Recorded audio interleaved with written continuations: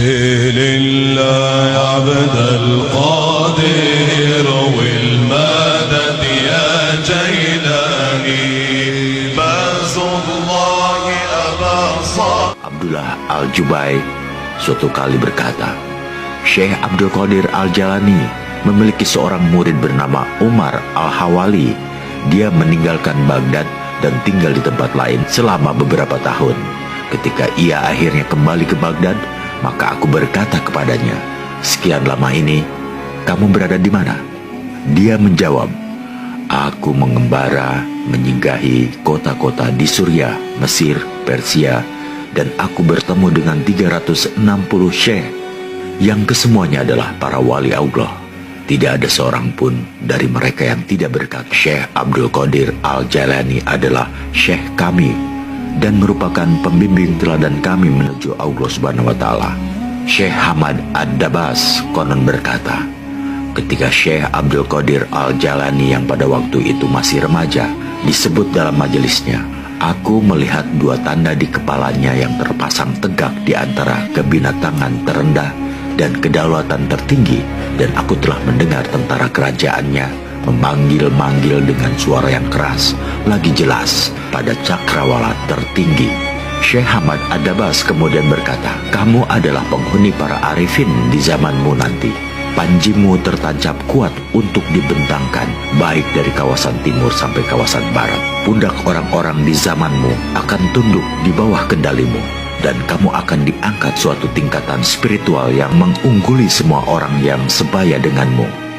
Diriwayatkan oleh Al-Hafidz Abu Al-Ij Abdul Al-Muqtis bin Harb Al-Baghdadi beserta banyak lagi lainnya. Kami menghadiri majelis Syekh Abdul Qadir Al-Jalani. Di ruang tamu beliau banyak sekali para syekh dan wali yang mengikuti majelis beliau waktu itu.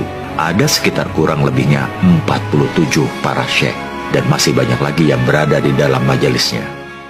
Syekh Abdul Qadir Al-Jalani berbicara. Tampak sekali hati beliau dalam keadaan kesadaran penuh, yaitu ketika beliau menyatakan, kakiku berada di atas tengkuk para wali Allah.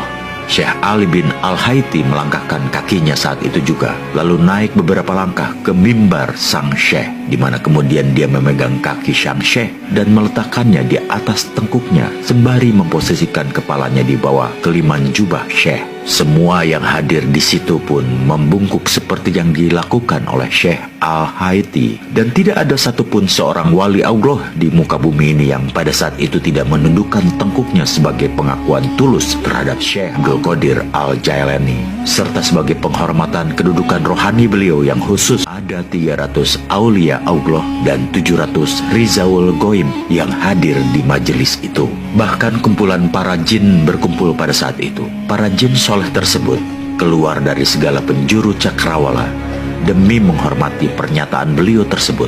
Mereka mengucapkan selamat kepada Syekh Abdul Qadir Al-Jalani dan menunjukkan laku taubat melalui tangan beliau.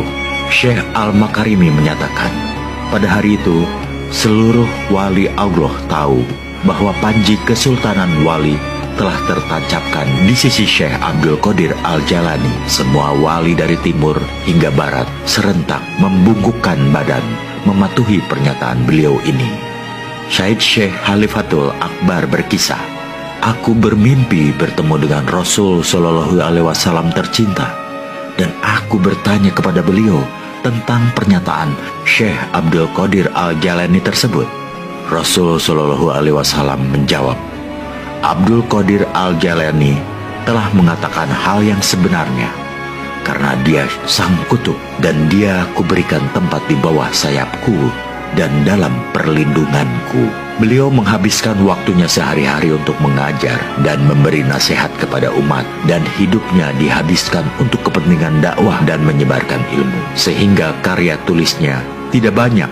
Kalau ia mau membukukannya, ilmu seperti ulama-ulama lainnya yang sejamannya, tentu sekarang ini banyak sekali kita jumpai karyanya dan berjilid-jilid dibaca dan dipelajari oleh kaum muslimin di belahan dunia ini, dalam rangka menghakikatkan syariat lewat tarekat untuk mencapai marifat. Karena pada intinya tasawuf adalah penyucian diri agar bisa mengenal sampai kepada Tuhan, sebagaimana Nabi Muhammad SAW dan sahabatnya telah mempraktekkan cara ibadah yang benar dan bagaimana cara mengenal dan sampai pada Tuhan. Marifatullah. Seiring dengan berjalannya sejarah peradaban Islam, telah muncul banyak ahli Tidak tasawuf. semua orang bisa melihat video ini. Jadi jika kamu melihat video ini adalah hasil tarikan dari energimu. Jangan lupa juga untuk membagikan video ini agar energi positifmu tertarik dan terberikan